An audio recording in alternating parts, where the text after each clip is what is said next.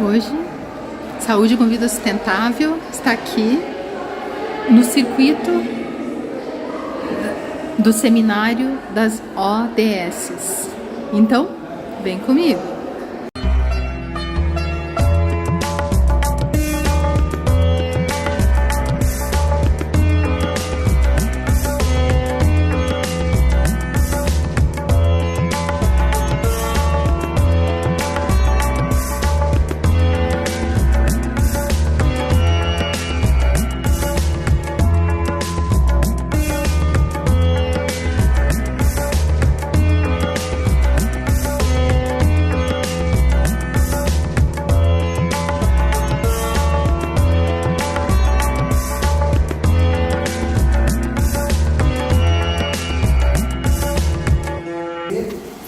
A gente tem várias organizações que já fizeram, quem for indústria, empresa quiser beber. A Beck House, né? Foi duro fazer ou não? O quê? O Shark dos ODS. Não. Então, lá na Beck House ela juntou as pessoas envolvidas nas áreas e foi feito, né, a relação das políticas, programas e projetos da empresa com os ODS. Então, é o nosso sonho que a gente tem, o ano que vem, 20 anos, que a gente tivesse, né, esse Shark. Mas por que eu estou falando tudo isso? Porque às vezes a gente viaja, a gente coloca lá cinema e os ODS, né, música e os ODS, livros e ODS, e um dia, né, que sempre vão ter outros malucos, né, no caminho, Murilo, que tal a gente fazer o TI e os ODS? Quem conhece o TI Lazarotto, quem é de Curitiba, sabe a importância do TI Lazarotto, né, na arte, nos murais, né, principalmente a questão dos murais, apesar que ele foi ilustrador de vários livros, etc. Se o Murilo quiser fazer a palhinha também, porque o Murilo entende mais, eu sou uma divulgadora pelo trabalho do TI Lazarotto. Eu até preferia fazer a apresentação do Putin, mas... Não pode falar isso. Mas o que acontece, né, em relação ao Putin? Não sei se o Murilo terminou com a mesma sensação que eu, porque ele foi muito feliz, porque ele retratou várias coisas que a gente pode realmente relacionar com os ODS. A única coisa que é questão de gênero, talvez seja isso, ele não tenha feito um retrato. A nossa salvação foi uma das reproduções que são as colunas bem no bebedouro ali do Lago da Ordem, que ele retratou. Mas isso vai almoçar no interesse de vocês, não vai ser a apresentação do Murilo, mas o Murilo entrou na vibe e a gente acabou fazendo essa relação também. Com essa fala, o que eu proponho é que vocês sempre façam a relação, não só da organização de vocês, mas os temas que estão mais próximos, para fazer essa relação, né? Como é poderoso a relação que a gente faz, o que isso contribui para a redução da extrema pobreza, o que isso reduz ou contribui para a questão da sensibilização na questão da fome, o que isso contribui com a saúde, com a educação, com a questão de gênero, né? A questão da redução das desigualdades do planeta, né? Os objetivos 6, 7, 12, 13, 14, 15, a paz, que afinal de contas tudo isso é para a construção de sociedades pacíficas, e a gente não faz nada sem a tal das parcerias, que são 17. Então, é um desafio. Murilo, obrigada mais uma vez. Bom, para falar sobre água, sobre o ODS 6, por obrigação, né, tenho 32 anos de empresa, trabalho na Secretaria do Meio Ambiente não sei quanto tempo, porque eu não guardo data, não tenho idade, questão de tempo para mim, né, eu me pergunto muito. Tá? Mas, de qualquer forma, eu peguei uma apresentação da Roseles, pedi para eles mandarem a apresentação para mim enquanto a gente estava no ônibus. Tá? E eu vou falar um pouco sobre a água, sobre a importância da água para nós. E eu queria muito, como eu não fiz essa apresentação, não me preparei para essa apresentação, e a gente tem, eu acho que entre irmãos, entre muitos amigos, façam perguntas sobre o que vocês quiserem, sobre a Sanepar, sobre a água, sobre a civilização, sobre o Coutinho Lazarotto. Sabe por que Coutinho Lazarotto? Porque, na verdade, né, ele pegou um calendoscópio, tudo que, olha aqui, a torneira, tem a cidade de Curitiba, né, a torneira, aqui é como se fosse um filtro de pedra, né, esse é só um detalhezinho de uma das figuras, das quantidades enormes figurativas que tem no Poti pela cidade inteira. Aliás, o Poti não fez só Curitiba, né? Ela fez até na Europa, tem peças dele. Tá? Então é super importante a memória, né? A gente é um povo sem memória. O brasileiro não tem memória. Se perguntar para o brasileiro Quem foi Dom Pedro II, eles vão dizer se foi depois do Dom Pedro I. É o máximo que se chega, né? Infelizmente é isso. Deixa eu ver.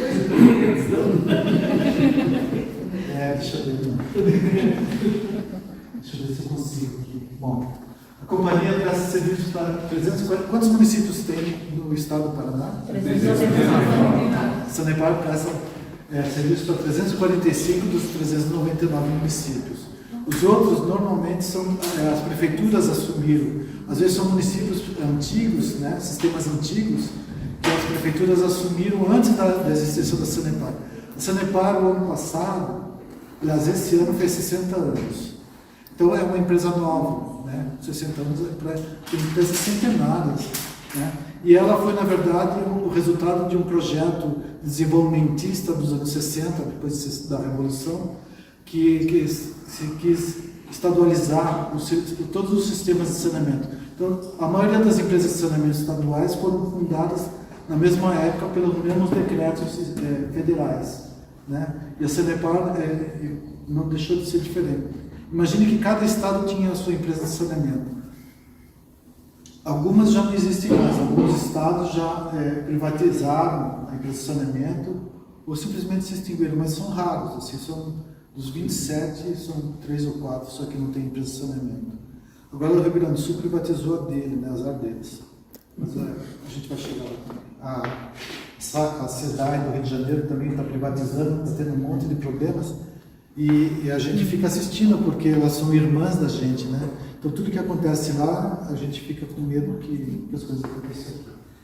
E aí tem um município de Santa Catarina, porque Santa Catarina atende um município do estado, porque às vezes os municípios são interligados, a divisa é uma rua ou outra, então não tem sentido fazer 2 sistemas de abastecimento separados para cidades que são coligadas, né? Então União da Vitória e Porto União são municípios que são interligados, para quem conhece, né? Não tem o que divide um do outro é a linha do trem, né?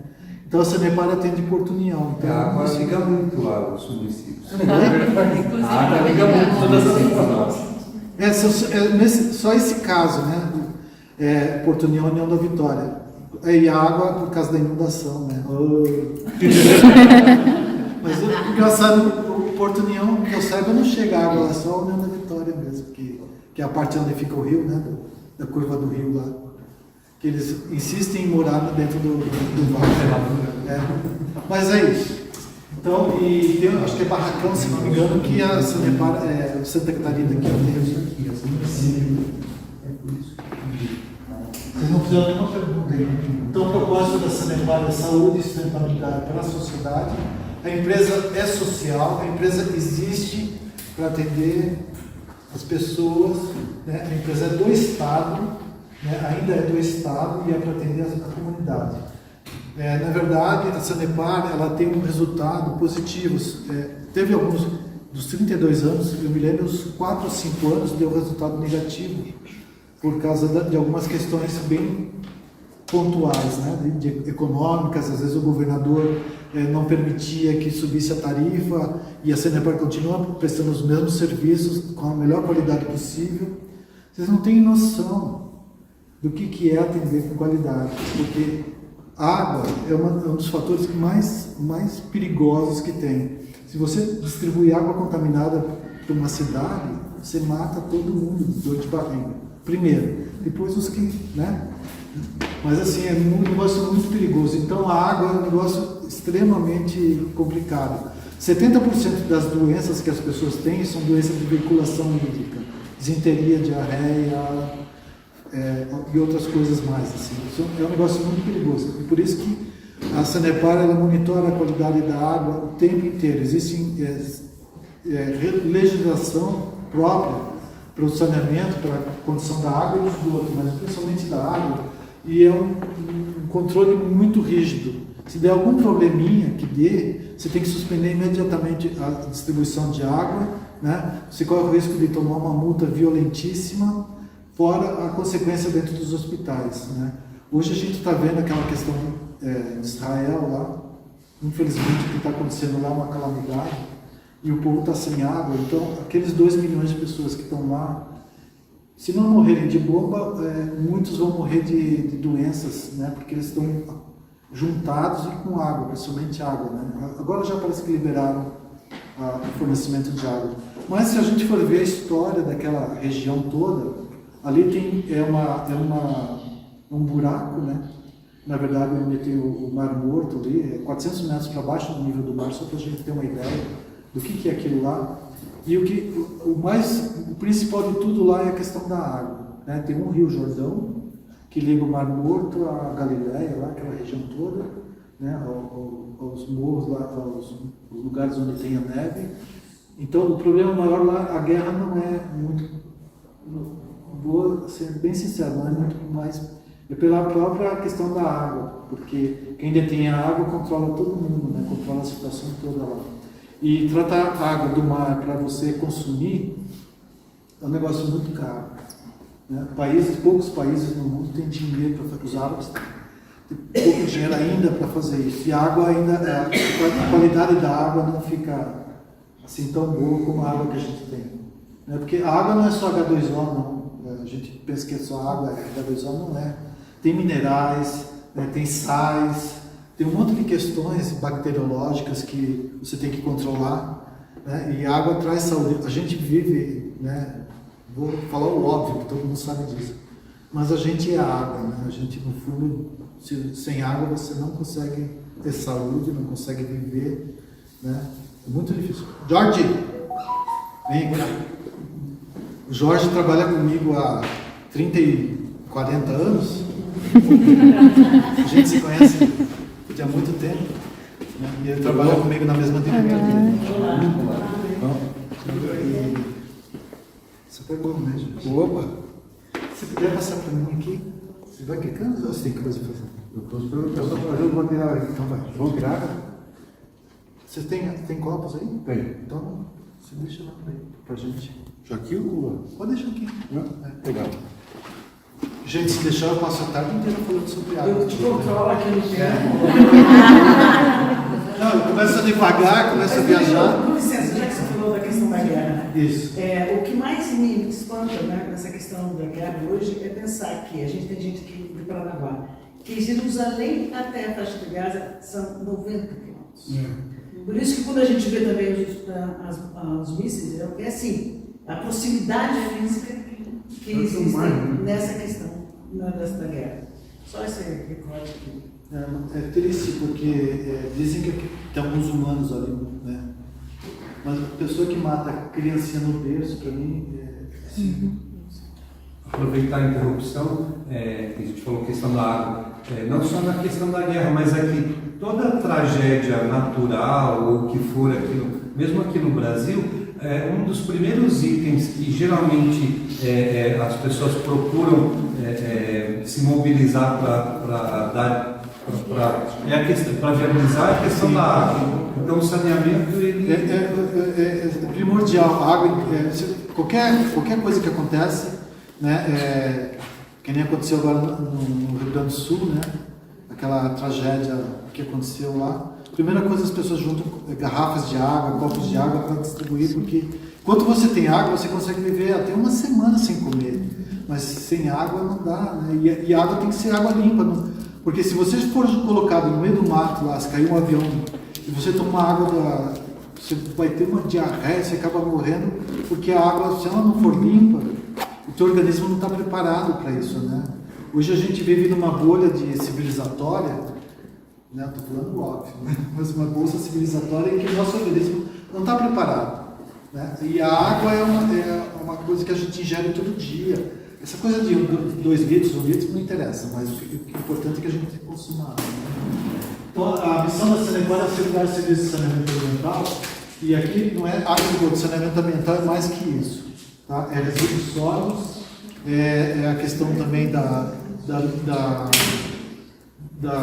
água, do esgoto, dos resíduos sólidos e também da limpeza da água, da drenagem urbana, né, principalmente. Que a Sanepar não participa, mas você também está dentro da missão da empresa. Tá? Vamos ver o que a Rosana colocou mais aqui. Tem 4 milhões de economias ativas. Economias seriam, por exemplo, se você tem uma ligação única para um prédio de 40 apartamentos, são 40 economias. Tá? Então seriam 40 residências. ou uma fábrica, ou uma loja, tudo uma questão de economia. É assim que a gente conta. Dos 4 milhões, 13 milhões e 100 são economias ativas, que às vezes tem casas fechadas, que a economia faz parte, mas não está ligada. 100%, a gente já tem as zonas urbanas, 100%. Estou falando dos 345 municípios, tá? As outras unidades também. Paraná é um estado super bem atendido por água. E por esgoto também, se for comparar com o resto do Brasil, tirando São Paulo, que é uma cidade muito grande, mas ela também tem esgotamento sanitário bem feito, tá? O resto do Brasil é uma calamidade. Então, 75% de cobertura de rede de esgoto, e a Sanepar tem um índice muito interessante que poucas empresas de saneamento têm. Tudo que ela colhe de esgoto, toda a rede de esgoto, o esgoto é tratado. Tá? Uma questão que a empresa tem que valorizar muito isso para nós, que somos paranaenses. Então, tudo que a Sanepar coleta, 75% do esgoto, cobertura de esgoto, Sanepar trata. A gente não coloca esgoto no rio, não coloca em lugar nenhum que não seja nas estações de tratamento de esgoto. Outra coisa, Curitiba, em torno de 83%, acho que 84% de Curitiba já tem rede de esgoto, região metropolitana inteira. Isso é super importante, porque é a maior cidade que a gente tem no estado. Mas tem algumas cidades do interior que ela atende 100% de rede de esgoto. Então, e a tendência a gente tem um indicador de até 2033 de chegar a 90%, esse 75% chegar a 90%. Tanto é que todos os estados, é uma lei federal, né, uma determinação, é um objetivo federal que chega a 90%. E a gente acredita que isso é impossível. Mas para o estado do Paraná, a gente está fazendo, como se diria, das tripas coração para que isso aconteça. Inclusive, a gente está contratando, fazendo parcerias público-privadas, que é modernosa, né, uma coisa modernosa, para chegar a 90%. Tá? Qual é a maior dificuldade da empresa nesse sentido, na questão do saneamento? Como é que é? Qual é a maior dificuldade da empresa em implementar o saneamento, o tratamento de esgoto nas cidades onde ela já tem contratos já? O que acontece é o seguinte, tem muita cidade que, na verdade, não necessariamente teria que ter rede de esgoto, porque a cidade é pequena, as unidades são separadas, e um sistema primário de fossas atenderia super bem essa cidade. Mas é um sistema que, pela legislação, deveria ser evitado. E você imagina você montar uma estação de tratamento de esgoto que custe lá 3, 4 milhões de reais para atender 3 mil residências.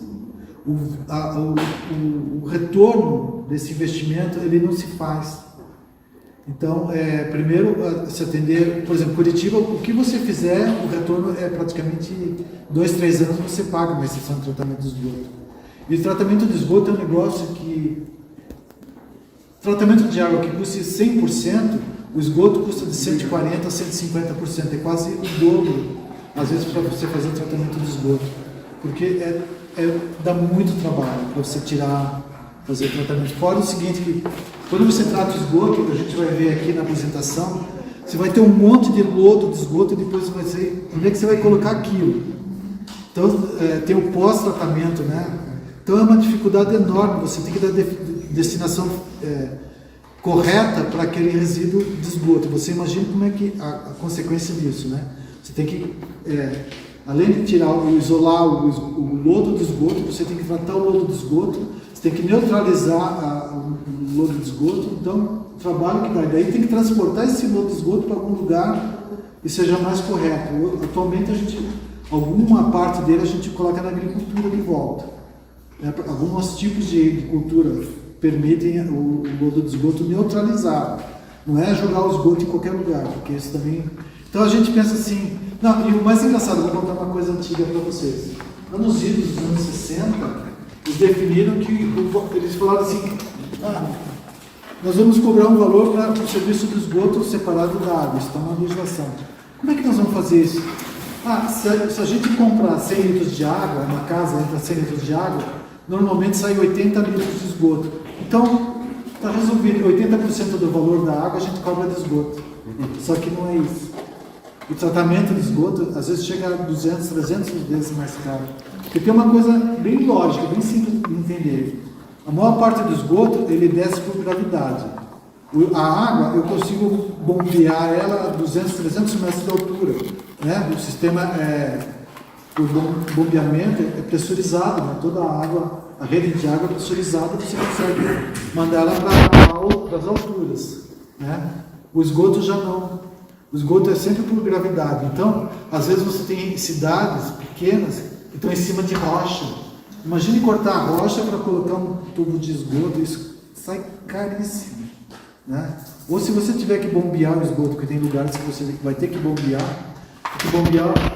praticamente o tempo inteiro o esgoto.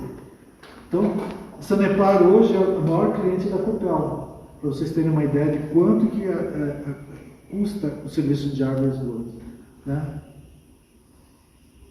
Quando você falou agora em energia, a Copel tem uma referência aqui próxima, né, que é uma... Não sei se foi onde é o evento ali com a Catalini, que daí foi feito com a Sanepar, TCS Bioenergia, para fazer a produção do esgoto, né, transformar em gás, daí produzir energia. Produzir 1,3 megawatts. Na verdade, esse é um projeto. A Catalini teve um problema de um navio, que ela é incorporadora de navios, né? Ela tem uma linha. O navio dela pegou fogo no porto, deu uma encrenca lá, não sei se há muito tempo atrás. E ela teve que fazer investimento por lei, por uma questão judicial, né? Então ela entrou em parceria com a Sanepar e montou essa usina. Essa usina de utilizar um pouco de esgoto, eles colocam junto com alguma parte da Ceasa, né, para produzir uma massa. Essa massa é seca e é queimada para produzir energia que a própria estação de tratamento usa, uma parte da energia. Né? Então tem algumas vou passar o dia inteiro falando da Sanepar, mas tem algumas coisas que a Sanepar está tentando fazer, algumas tecnologias que a gente está buscando da Europa, né?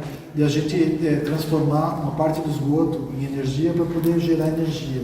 Outra, a gente vai colocar placas solares, já está colocado placas solares em cima da represa para poder gerar energia, porque a Sanepar consome muita energia elétrica, né? E tem outras coisas aí que a gente está tentando também, hidrogênio verde, a gente vai produzir através da ocupação de uma parte do esgoto. Dá para fazer mil coisas, né? Mas tudo é questão de investimento. Daí uma das maiores dificuldades da Sanepar, por que a Sanepar não atende 100%? Por causa da questão do investimento, né? Porque tudo tem um limite, né? Se a gente fosse um país rico, vamos gastar e tal. Só que infelizmente não é assim, né? Fora que uma parte da Sanepar, uma parte da sociedade, a Sanepar é a sociedade de economia mista, ela tem que ter um retorno econômico também financeiro para os sócios que não são do Estado. Né? Infelizmente, tem uma participação aí que não é do Estado. Eu gostaria muito que a Sanepar, a Copel e essas grandes... Eu sou muito estadista nesse sentido. Eu acho que o que é nosso o que é do povo tem que ser, né? Bom, essa é uma discussão. A água vem do domínio público, eu estou falando, é domínio público, empresa pública. A gestão de recursos deve ser descentralizada e contar com a participação do poder público, dos usuários e das comunidades. Tá? Então existem câmaras de discussão técnicas que são feitas com a comunidade, né? Qualquer um de nós pode participar dessas câmaras, dessas discussões. Principalmente em cidades menores, existe sempre um controle social bastante grande na atividade, porque a Sanepar ela existe em contratos de concessões junto com as prefeituras. O poder público que controla o serviço de saneamento são os poderes municipais. Tá? No Brasil é assim que funciona. Né? Então a gente tem um contrato que a gente atende o serviço público, atende por concessão que os municípios dão à empresa de saneamento. Isso no começo do saneamento lá em 60 foi dessa forma que foi acordado. Né? O Estado montou uma empresa de saneamento para atender os contratos dos municípios. Aí tem uma outra coisa interessante. A tarifa única no Estado. Todo o serviço que a empresa presta, a conta de água aqui é o mesmo valor da conta de água lá de Ampere, qualquer cidade do interior. O que acontece? Essas cidades são deficitárias por natureza. Então, por exemplo, Curitiba é de 35% a 40%, dependendo da época, de toda a arrecadação da arrecadação que a empresa tem. E ela subsidia essas cidades que são deficitárias, porque tem uma lógica nisso. Se alguém fica doente em Ampere, por exemplo, ela pode prejudicar a gente aqui em Curitiba. Então, todo mundo fica feliz, todo mundo com saúde, todo mundo com água, né? O dinheiro vai para um caixa único, mas no fundo, se a gente for analisar, 40 municípios cobrem os outros 305 municípios deficitários. Então, imagine 305 municípios não dão prejuízo para a empresa, mas os 40 maiores dão o recurso necessário. Então, acho que isso que é importante, que as pessoas às vezes não sabem que acontece isso. Na Copel já é diferente, né? Porque a Copel ela tem muito sistema. Eu vou dar uma adiantada. Está sendo divertido. Quer ajuda aí? Não pode ser. Eu não sei por que ela colocou isso aqui. Depois eu pergunto.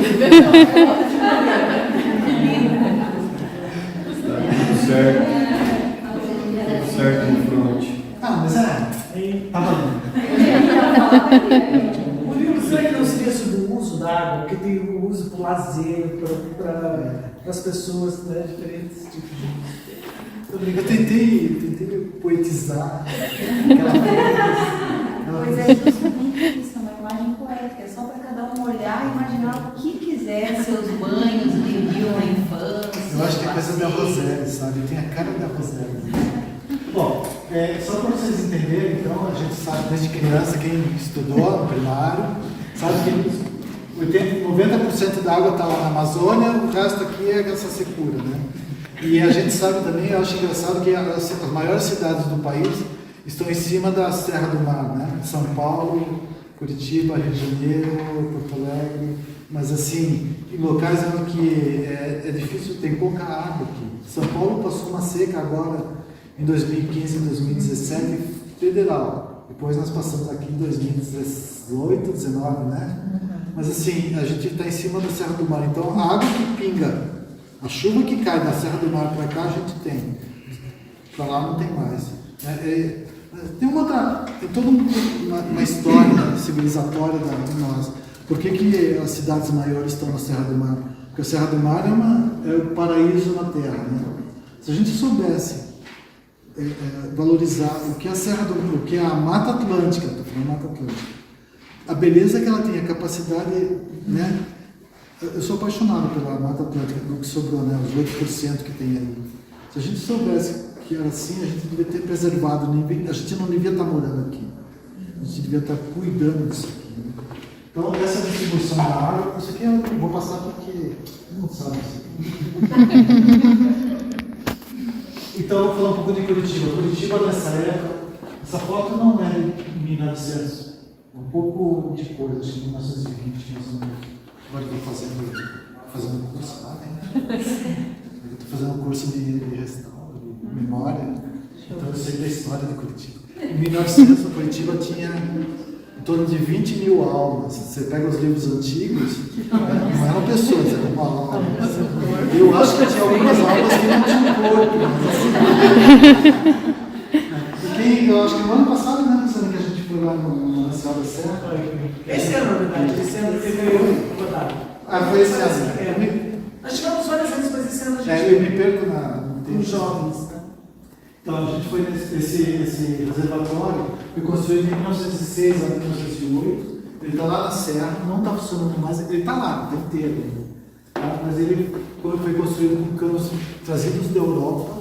Ele está a 26 quilômetros de Curitiba e ele abastecia por gravidade Curitiba lá no reservatório de São Francisco, que fica ali do lado do prédio da antiga Telepar, né, aquele prédio das Mercedes.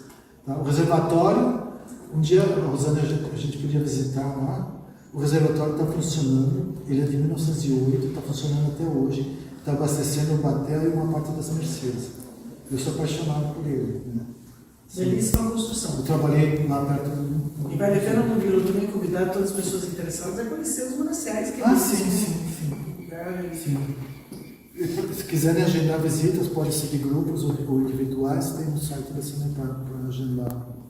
Até 5 pessoas não precisam nem agendar. Vai lá no final de semana, tem gente que atende o pessoal, até da empresa que atende aqui. Curitiba hoje, né, tem em torno de 3 milhões de pessoas, região metropolitana 3 milhões. Tá? E a gente tem 4 reservatórios hoje, que a gente está construindo mais um. Vamos ter 5. Então, a importância de você, infelizmente, ter que reservar água para uma região com uma população tão grande. A gente não devia estar aqui. E essa área dos mananciais do Iraí e do Piraquara, pelo menos do Passaúna, eles ficam na Serra do Mar. Então, é uma água boa, de qualidade. Eu acho até que se a gente cuidasse melhor disso, a gente precisava nem tratar dessa água, ou fazer um tratamento bem básico. Seria super interessante. Nova York faz isso. Não sei se vocês sabem, Nova York tem um reservatório de água a 200 km do mar. Mas eles cuidam dos reservatórios, eles pagam para as pessoas que moram lá perto e eles fazem um tratamento bem básico da qualidade da água. Uma história que depois dá para contar. Então, a gente está construindo mais um reservatório que é para atender mais uma unidade. O Piraquara 1 conhece dois reservatórios que tem na Serra, o Iraí, aquele da saída para São Paulo, tá? E o Passaúna fica ali na cidade industrial, do Rio Passaúna. Tá? Agora, é coisa da Rosélis, né? Então, choveu, 5 minutos de chuveiro, 54 litros, né? A torneira do lavatório, 10 minutos, 144. A ONU estimou que a gente possa consumir até 250 litros, é normal, para a nossa condição de vida, porque quem mora no deserto, 250 litros é para o mês inteiro. É mais ou menos isso, mas assim, o normal, na nossa condição, 250 aqui no Brasil, 250 litros, parece muito, né? Mas a gente gasta sem perceber. Por dia. Tá? Tomando banho, a gente não toma 5 minutos. Quem toma banho 5 minutos de banho? Ninguém vai se dizer. Eu não consigo, juro pra você, não consigo. Nem que eu esteja com pressa. Né? 5 minutos. Bom, também vou passar, essa aqui tem que pegar mais coisas da É super importante para a educação ambiental. É. É um item relevante e importantíssimo para alguns que estão aqui, que são educadores. Eu acho assim, eu dou aula às vezes para criança, tudo, né? Eu acho super importante dizer, não, vamos economizar água. Mas eu acho que o mais importante de tudo é vamos ter consciência do que a gente consome. Né? Se a gente tiver consciência daquilo que está acontecendo, é o melhor negócio que tem. Né? É não ter consciência da tua situação, da tua participação no mundo, dos ODS 17, ODS e coisa e tal. Né? Mas eu acho que é isso que é importante. A gente que é educador, que trabalha com crianças, mesmo com adultos, você precisa ter consciência daquilo que você é, daquilo que você... Então, os equipamentos hidráulicos, logicamente, se a gente conseguir fazer uma boa manutenção, a gente vai economizar muito, porque às vezes a gente uma gotinha lá, não parece, mas vai muita água. E a água tratada, não é uma água que caiu do céu, caiu na torneira. É uma água que vem do reservatório, que tem que ser cuidado, uma água que tem que ser tratada, que tem que ser purificada, tem que ser injetada dentro da rede de água, né? Tem que ser mantida essa rede para chegar na torneira da gente e ficar lá pingando de graça. Né? Consciência. Toma. As gotinhas, falando, né? A Rosélis eu falo, ela pensa e já. Né? Então, me parece, mas 114 litros por dia é muita água, né? É muita água. Seriam, vamos dizer, 22 garrafões de água. Se você pegar 22 garrafões de água, coloca dentro do teu carro. 22 garrafões de água, de 5 litros cada um.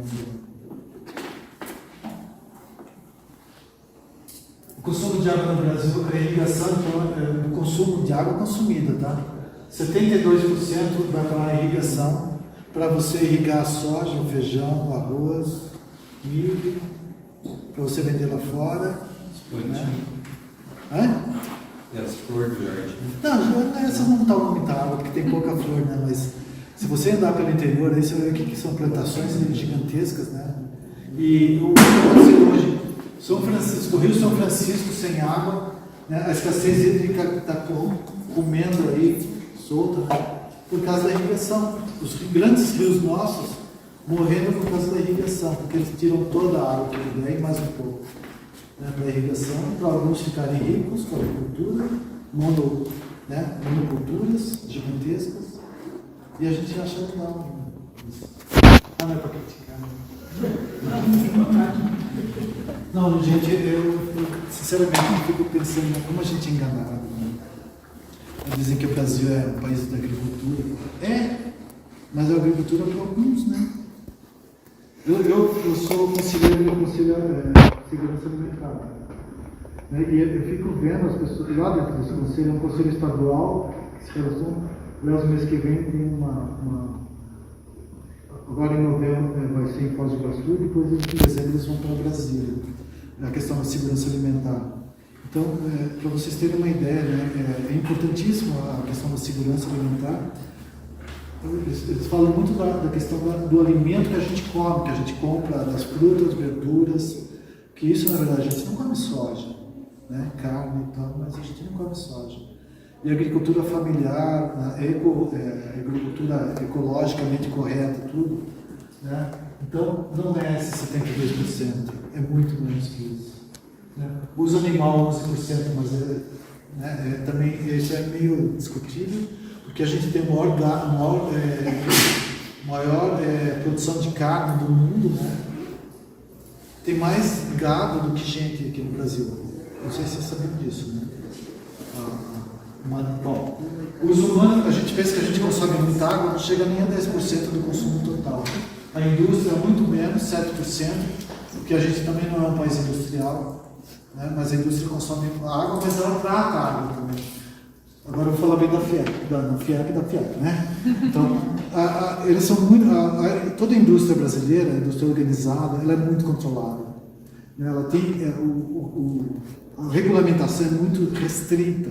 Então, toda a água que ela consome, normalmente ela trata, ela reusa a água, né? Ela controla muito, porque ela sabe que a multa vem se ela jogar qualquer coisa. Então, a indústria não é o menor dos problemas que tem aqui. E o uso humano rural é daquelas microagriculturas, tá? Também não usa muita água. O que eu vou passar por cima? A pegada hídrica no sentido de que cada produto existe uma quantidade enorme de água por trás. Para produzir 1 litro de leite, deixa eu ver aqui o leite aqui, para 15 mil litros, 1 litro, não é 5 mil. Essa eu sabia, acho que é 5 mil litros. O queijo é 5 mil litros. Achou o queijo, já achou leite. Mas de qualquer forma, isso aqui é uma coisa que às vezes é meio difícil de entender, principalmente para as crianças, mas tudo aquilo que a gente tem, tudo aquilo que a gente produz, no fundo vai água, de alguma forma. Então tem muitos países que não têm água, mas eles vivem super bem, né? Porque eles conseguem comprar eles não precisam de água para produzir nada, mas eles conseguem comprar o produto que a gente produz. Então a soja, tudo. Olha só, para produzir uma camiseta a gente usa 2.700 litros de água. Porque você tem que produzir o algodão, você tem que produzir a máquina, você tem que produzir a tintura, né? A pessoa que trabalha consome água, então tem tudo isso. Você pode somar, tem uma pegada em cima de tudo isso, e a pegada é hídrica. Então, se a gente for ver bem, o Brasil é um dos países que é mais, talvez seja o mais favorável à questão hídrica. A gente não tem problema de água em lugar nenhum. Mesmo no Nordeste, se a gente soubesse trabalhar bem com eles lá, não teria problema de água, né? Então, a gente poderia ficar muito rico através disso aqui, cobrar exatamente aquilo que a gente mereceria com a questão da pegada hídrica. Né? Qualquer dúvida, vocês me interrompam, qualquer coisa, se tiverem interesse em saber mais sobre esses assuntos também, é só falar comigo que eu consigo. Quando você fala desse número de consumo aí, é só na produção industrial, né? Não. Desde a plantação do algodão, tá no transporte do algodão, no beneficiamento do algodão do Bahia, às vezes, até a indústria têxtil, tudo, até na venda. É a pegada que tem, para você chegar a colocar a camiseta, quanto de água foi gasto por aquilo. Tá? É a pegada aí. Ó, a fatia de pão, 40 litros de água, né? A gente não tem noção disso, né? Mas a água vai em tudo que é lugar, né? Não, é engraçado, porque o planeta ele não perde água. É sempre a mesma água, né? É engraçado isso. Né? Em saber que nós somos 70% de água, o planeta tem 70% de água, que, né? Enfim, somos água. Por isso que às vezes eu penso que eu vou abrir uma torneirinha aqui e vai cair o excesso de água que é terrível. Vou cantar para vocês a música lá, né, do Planeta Água, como é que ele fala? Terra, planeta água. Olha, os fãs de cerveja Cai do vão canto, justificar para reduzir os desperdícios, tá? Usando, acho que chega. Então, faz. Então, a captação da água no rio, isso aqui né? Todo o sistema que às vezes as pessoas não percebem, mas a Sanepar trabalha com todas dessa forma aqui. Tá? Eu não vou mostrar para vocês a questão do tratamento, porque o tratamento é o seguinte, tem municípios aqui no Paraná que eles captam a água de manancial subterrâneo, água cristalina, água que eles invasam às vezes, filtram, invasam, né? E vende. A Sanepar vende água mineral, né? Água que a gente compra no mercado com a mesma qualidade. Então, tem municípios que são abençoados, que não tem tratamento. O tratamento é muito básico. Agora, Curitiba, por exemplo, já tem que tratar a água porque os mananciais já estão, de certa forma, contaminados. Tem lugares, que eu não vou dizer onde que a água é muito ruim. Então, ela tem que ser controlada. Às vezes, tem, por exemplo, em Londrina, que eu lembro, tem um poço lá que a água sai fervendo do poço, porque ela é uma profundidade muito alta. Então, a Sanepar tem que esfriar essa água. É um negócio assim muito doido, né? Então, para vocês terem uma ideia, tem águas que vêm contaminadas com certos produtos químicos que são impróprios para a saúde, então a Sanepar não pode pegar essa água, né? De todo tipo, mas normalmente o que acontece é a população, decantação, as estações de tratamento normais funcionam assim. E por último, cloração e outras. Não, como é que é o outro? Iodo, né? Tem que pôr na água. Por causa da carne. Nessa dinâmica da natureza da sua casa, uma curiosidade que eu sempre tive é com relação aos rios, que a gente vê uma grande poluição. Tem projetos em parceria com a Sanepar ou desenvolvidos por ela para diminuir poluição, para fazer drenagem de rio, para tentar reverter um pouco, né? Porque a gente tem, na nossa cidade, né? A gente tem muitos rios, mas todos eles muito poluídos. Eu acho que, assim, como é que posso te explicar?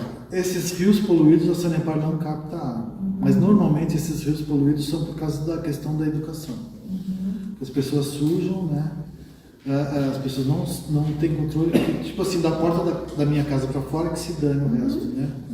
A maior parte é isso. Esgoto não é muito pouco esgoto, porque eu vou dizer para vocês, assim, tem gente que liga esgoto, não liga no sistema de esgoto da Sanepar, liga na saída da água de chuva, que vai para o rio. Mas Sanepar tem um programa que ele monitora regiões para tentar localizar essas ligações clandestinas ou erradas, coisas antigas às vezes, né? Mas tem de tudo um pouco. Eu conheço, por exemplo, o rio Tietê, que não chega a 100 quilômetros, tem uma cidade, não lembro o nome agora, que fica espumando. Né? Salto, né? De tudo lá, né? Que fica espumando a água. Ó, onde tem gente. Tem rio poluído. Onde tem gente. Infelizmente é assim. Se chove, a primeira água que vai tudo pro rio, lava tudo. Né? E essa é uma dificuldade. E outra coisa, tem gente que não paga água esgoto. Não tem dinheiro. Sabe? Não tem dinheiro. Aqui a gente. Quem anda fora do Paraná, Você conhecer outras cidades fora do Paraná, é uma ilha, né? De prosperidade. Vai para o Nordeste, vai para Minas Gerais, para cima, São Paulo mesmo. Tem lugares onde tem gente, tem sujeira, infelizmente. Mas aí, a Rosane sabe bem disso. Educação, educação, educação. A gente só vai mudar o mundo se primeiro a gente valorizar a questão da educação. O resto a gente dá um jeito. Você falou isso hoje. Não sei. Pode ser. Mas assim, um detalhe também que é triste em saber e compartilhar, que algumas pessoas com certeza já sabem, é que 100 milhões de brasileiros não têm saneamento. Então, no Brasil, infelizmente, nós temos mais gente com celular do que com banheiro. Desse bonitinho que deveria ser para todos. Né? Porque, principalmente, a questão do saneamento da água está relacionada com a questão da saúde, do ODS 3. Né? Então, é um olhar super importante. Não, é uma coisa terrível, porque na hora da Globo, o Jornal Nacional falar sobre a questão do saneamento, que tem 30 e poucos por cento da população brasileira não tem saneamento básico. Água tem quase 90% da população tem água. A gente fala sempre, eu vou voltar à população urbana. A população rural é outra coisa. A população rural eles têm um tratamento próprio, água própria, né? Não chega o saneamento básico porque eles não precisam. Seria caríssimo se construir uma rede de 2, 3 quilômetros para atender uma chácara, uma fazenda. Eles têm um tratamento deles próprios, mas a maior parte, 90% da população no Brasil, acho que até um pouco mais, 92%, tem tratamento de água assim. Porque em zona urbana você não adianta abrir poço, você não vai tirar o poço. Não tem como. Né? Esses condomínios tiram poço artesiano, mas assim, o poço artesiano é outra coisa, né? É um sistema caríssimo, só para quem tem dinheiro mesmo para furar um poço, para manter o poço. Mas água tem, 90% tem. Mesmo agora, aqueles que moram em palafita, né? Que aí eu voltar para a Globo, que quando vocês querem falar mal, eles mostram palafita, mostram o pessoal naqueles invasão, principalmente o pessoal de invasão tem muito disso, né? Mas todo mundo de invasão tem celular, isso é verdade. Né? Quem não tem celular hoje não existe, né? Mas assim, às vezes eu fico pensando, você vê agora que essa falta d'água que está tendo na Amazônia lá, os ribeirinhos que estão longe do rio, né? Que eles pegam, não tomam água naquele rio, eles defecam, aquele negócio do rio lá, a dificuldade deles, e o que eles precisam? Comprando garrafas de água, tudo para poder, né, ter água. É uma dificuldade enorme. É nesse sentido que eu falo que a gente tem muitos Brasis dentro do país, né? E da mesma forma que o tratamento de esgoto, eu faço muito comparativo com a questão dos aterros sanitários. Apesar de ser uma legislação que obriga a ter os municípios a terem aterro sanitário, aqui no Sul, eu vou pegar lá, por exemplo, Toledo. Toledo já está lá na 10ª, não sei quanta camada lá construída, e está construindo já um novo aterro, e assim, sempre ameaçado de levar uma multa da promotoria, o promotor em cima, aquela coisa, aquela cobrança, porque vai colocar mais uma camada. Enquanto isso, nós temos em outras regiões do país cidades onde tem verdadeiros lixões a céu aberto, né, onde as pessoas ainda disputam espaço com os animais lá para tentar ainda sobreviver, de pegar restos lá, e parece que a mesma legislação que te obriga a fazer alguma coisa em uma região não tem a mesma preocupação em outra. Então, é por isso que às vezes o nosso trabalho de voluntariado e de críticos do sistema como um todo, né, às vezes a gente precisa ter esses olhares e falar, tá, por que disso tudo, né? Como podemos melhorar? Porque quando essas tratativas como os ODS em relação à ONU, né, elas não são por conta da nossa condição de vida aqui do Sul. Se parar para pensar, olhando o Brasil, elas são por conta de fatores como esse que acontecem no Brasil, mas não aqui no Sul, em outra região. É verdade. E o resíduos sólidos é uma dificuldade. Se eu estou falando de água e esgoto, de lixo, então, é outro mundo pior que esse, 10 vezes pior, né? Porque a gente não sabe o volume que é. Eu vou passar, ó. São as 4 estações de tratamento que atendem de Curitiba, tá? Uso responsável da água, eu não vou passar também, porque é uma coisa que já... As atitudes que fazem diferença, escovar dente, isso é coisa para criança, Rosane dá aula para criança, então todo mundo sabe disso, né? Escovar dente, viajou, fechou, essas coisas aí.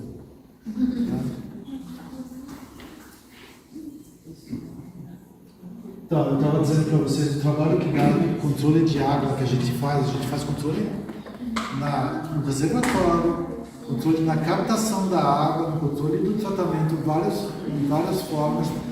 Na hora que sai do reservatório, que vai ser distribuído, a gente faz o controle da água. Quando chega na casa, antes do hidrômetro, a Sanepar faz o controle, lógico, não em todos, mas né, em algumas controles para ver a qualidade da água até o hidrômetro, né?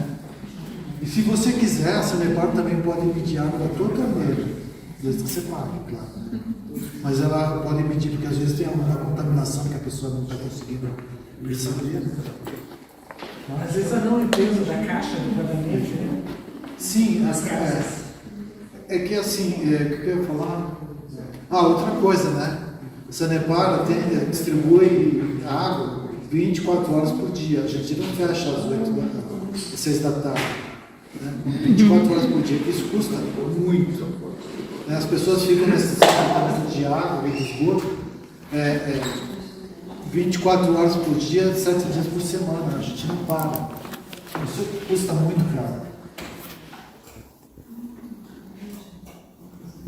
A limpeza da caixa d'água a cada 6 meses, né? Principalmente as caixas d'água que ficam fora da casa da gente, às vezes tem gente que tem caixa d'água descoberta, não tá nem aí. Né? Agora tem uma coisa assim, se você tiver bastante gente morando em casa, na tua casa, que consumam água, ficam mexendo, usando o banheiro, lavando roupa, lavando louça, o risco de contaminação é mínimo, porque a água está circulando. E a água que a Sanepar distribui, ela é clorada, né? Iodada e clorada. E o cloro, se soubesse o que ele faz, o estrago que ele faz, principalmente na questão bacteriológica, né? 99,9% ele simplesmente elimina qualquer contaminação. Eu lembro 5 minutos para fechar. Dá tempo das pessoas subirem. Então, você sabe como é que é uma casa, né? Então, ela precisa de água.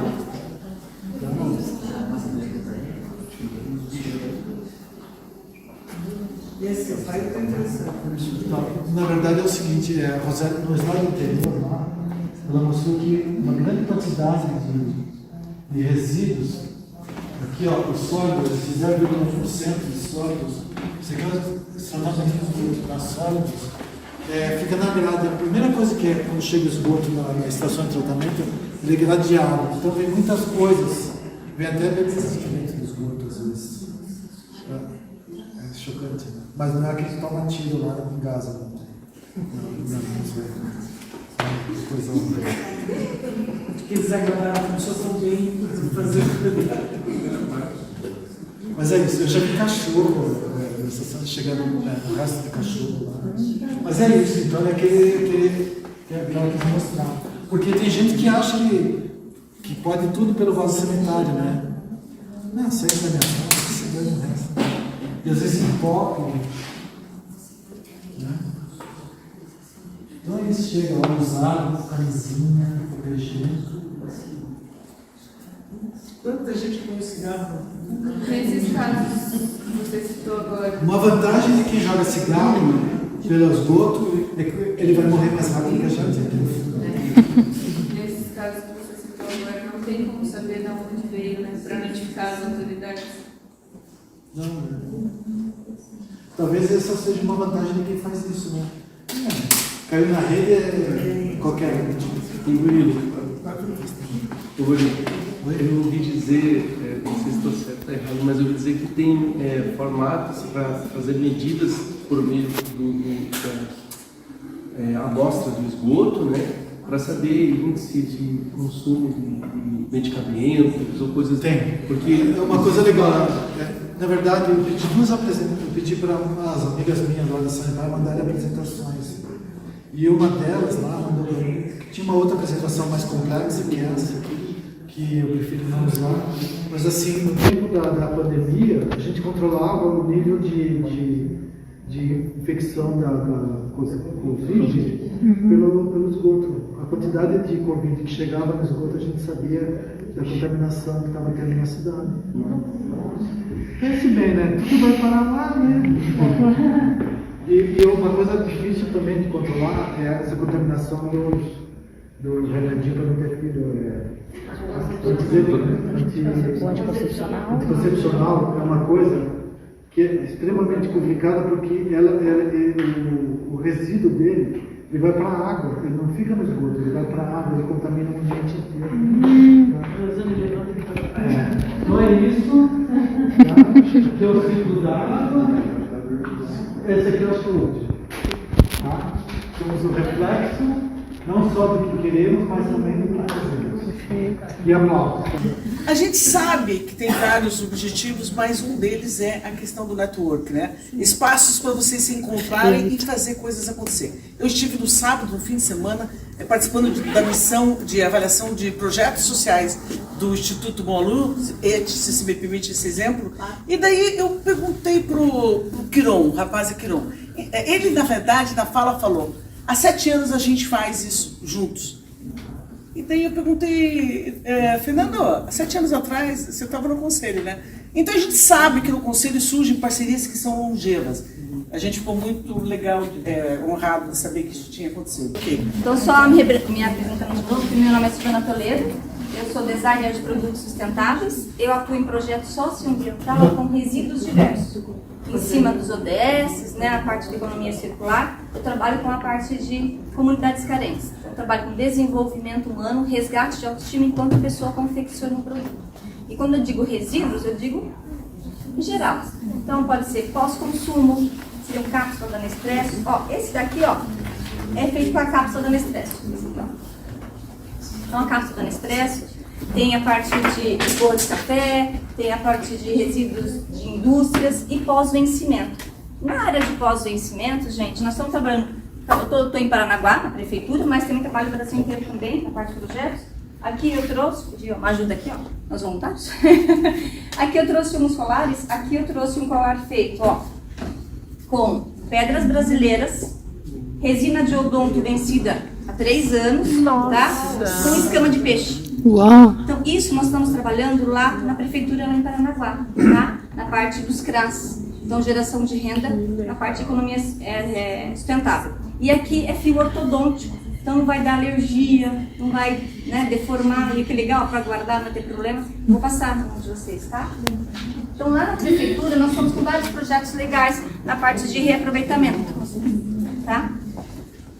Então, aqui, se ó, alguma organização, se você me permite, Silvana, diga, quiser receber resíduos, desse tipo de resíduo que possa ser matéria-prima para a Silvana, a gente faz aí pode uma fazer um ponto ponte. de coleta. Ó, o que nós precisamos lá? Lá em Paranaguá, na prefeitura, mas em qualquer outro projeto também, né? Bijuterias quebradas, brinco, que mulher perdeu um brinco, o outro fica lá, sabe assim? Então dá para fazer reaproveitamento. Aqui, ó, é açaí com cristais e também com a parte de resina de odonto. Nossa. Então, e o quê? Mais de 400 anos para se decompor. A gente fez um evento em Maringá, Mulheres na Indústria. Nós conseguimos arrecadar só com um evento com 30 mulheres, quase 8 quilos. Então, nós estamos fazendo bastante coisa, sabe? Bem legais. Então, assim, a cápsula da Nespresso, que é na verdade não é Nespresso, mas é cápsula de alumínio, tá? Então pode ser Nespresso, Pilão, Lorton, vários, né?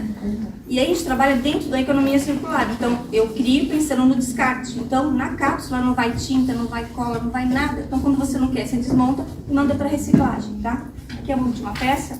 Também é com pérolas de água doce, com açaí. E aqui, ó, a parte de pérolas em cima, também com fio ortodôntico, com cristal no meio. Então tem aqui açaí, a parte de pérolas naturais, né, de água doce, com cristais. E o que é legal, gente, ó, bem legal para guardar, não dá alergia. Obrigada, né? Silvana. Então, bem legal. Obrigada, Nós temos gente. alguns ecopontos aqui, né, que recebem alguns resíduos. Estância, quais são os resíduos que recebe, por A favor? gente recebe óleo de cozinha, esponjas de cozinha também usadas, aquelas Scotch Brite, verdinha e amarela, né? Eu não sei se achou essa marca, mas né? A verde e amarela. E também tampinhas. Tem mais alguma organização que recebe? A nossa recebe tampinhas Tampinhas. E a parte a gente recebe material de informática descartado, lixo eletrônico, porque a gente tem parceria com uma outra entidade que daí reverte esse valor para os projetos sociais para atender as crianças e adolescentes. Algum exemplo mais de parceria que alguém queira comentar, falar? Com a Cláudia, o SESI fazer o campeonato Cubo Mágico. Campeonato? De Cubo Mágico. É uma alternativa para tirar as crianças das telas e desenvolver o raciocínio lógico, concentração, memória.